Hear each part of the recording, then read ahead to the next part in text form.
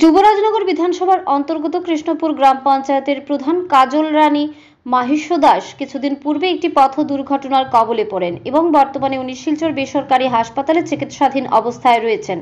আজ ওনার বাসভবনে গিয়ে ওনার শারীরিক অবস্থার খোঁজ খবর নেন যুবরাজনগর বিধানসভার প্রাক্তন বিধায়িকা তথা প্রদেশ ওবিসি মোর্চার সভানেত্রী মলিনা দেবনাথ, মণ্ডল সভাপতি কিরণ শঙ্কর দেবনাথ, ব্লক চেয়ারম্যান অপর্ণা সিনহা সহ মণ্ডল কার্যকর্তা, শক্তি কেন্দ্র ইনচার্জ, কন্ট্রাক্টর অ্যাসোসিয়েশনের কর্মী সহ সকলে ওনার পরিবারের হাতে কিছু আর্থিক সাহায্য তুলে দেন এবং ওনার দ্রুত আরোগ্য কামনা করেন ভগবানের নিকট সকলেই।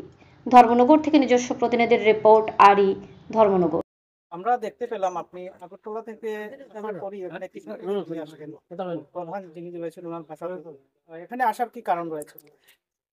নমস্কার, আজকে আমরা এসেছি এখানে আমাদের কৃষ্ণপুরের প্রধান কাজল রানী দাস মহোদয়া কয়েকদিন আগে গুরুতরভাবে অ্যাক্সিডেন্ট করেছেন এবং উনি এখনও আমাদের শিলচর জীবনজ্যোতিতে আইসিইউতে আছেন এবং প্রচণ্ড দুঃখজনক একটি ঘটনা। এখন পর্যন্ত ওনার সেন্স ঠিকমতো আসেনি।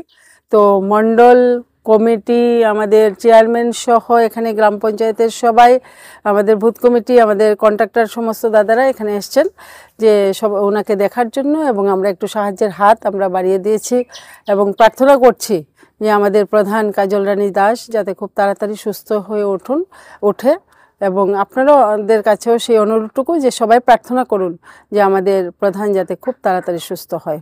নমস্কার।